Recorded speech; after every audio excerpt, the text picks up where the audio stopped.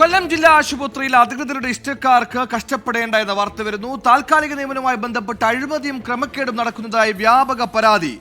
ഒഴിവ് വരുന്ന തസ്തികളിൽ employment exchange വഴി നിയമനം നടക്കുന്നില്ലെന്നാണ് ആരോപണം. 4 വർഷത്തിനിടെ 258 പേരെ താൽക്കാലികമായി നിയമിച്ചതായും രേഖകൾ പുറത്തുവന്നു. ഇതിൽ ഒരാൾ മാത്രമാണ് എംപ്ലോയ്മെന്റ് എക്സ്ചേഞ്ച് വഴി നിയമനം നേടിയത്.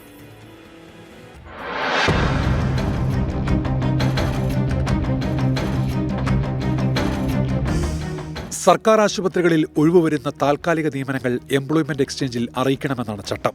എന്നാൽ കഴിഞ്ഞ 4 വർഷമായി കൊല്ലം ജില്ലാ ആശുപത്രിയിൽ താൽക്കാലിക നിയമനങ്ങൾ എംപ്ലോയ്മെന്റ് എക്സ്ചേഞ്ചിൽ റിപ്പോർട്ട് ചെയ്യുന്നില്ല എന്ന പരാതിയാണ് ഉയർന്നിരിക്കുന്നത്. 2020 മുതൽ ഹോസ്പിറ്റൽ മാനേജ്മെന്റ് കമ്മിറ്റി നടത്തിയ 258 താൽക്കാലിക നിയമനങ്ങളിൽ ഒരേയൊരു നിയമനം മാത്രമാണ് എംപ്ലോയ്മെന്റ് എക്സ്ചേഞ്ച് വഴി നടത്തിയിട്ടുള്ളത് എന്നാണ് വിവരാവകാശ രേഖകൾ വ്യക്തമാക്കുന്നത്. ജില്ലാ ആശുപത്രിയുമായി ബന്ധപ്പെട്ട് നടന്നിട്ടുള്ള നിയമനങ്ങളിൽ ശരിക്കും ഈ എംപ്ലോയ്മെൻറ്റ് എക്സ്ചേഞ്ച് ആക്ട് അനുസരിച്ചല്ല ഈ നിയമനങ്ങളൊന്നും നടന്നിട്ടുള്ളത് എന്നാണ് വിവരാവകാശ രേഖകളിൽ നമുക്ക് ബോധ്യപ്പെടുന്നത്. ഈ 2020 ശേഷം 24 വരെ പരിശോധിക്കുമ്പോൾ ശരിക്കും 258 താൽക്കാലിക നിയമനങ്ങൾ നടന്നിട്ടുണ്ട്.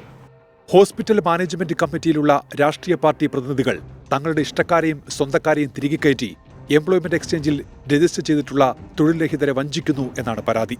നമ്മുടെ ജില്ലയിലടക്കമുള്ള 100 കണക്കിന് ഉദ്യോഗാർത്ഥികൾ, അർഹരായ ഉദ്യോഗാർത്ഥികൾക്കുള്ള അവസരം നിഷേധിച്ചുകൊണ്ടാണ് മറ്റ് ആശ്രിത നിയമനങ്ങളും പിൻവാതിൽ നിയമനങ്ങളും 258 നിയമനങ്ങളിൽ 257 നിയമനങ്ങളും ഈ നിലയ്ക്ക് പിൻവാതിൽ നിയമനങ്ങളാണ് നടന്നിട്ടുള്ളത് എന്നാണ് ബോധ്യപ്പെടുന്നത്.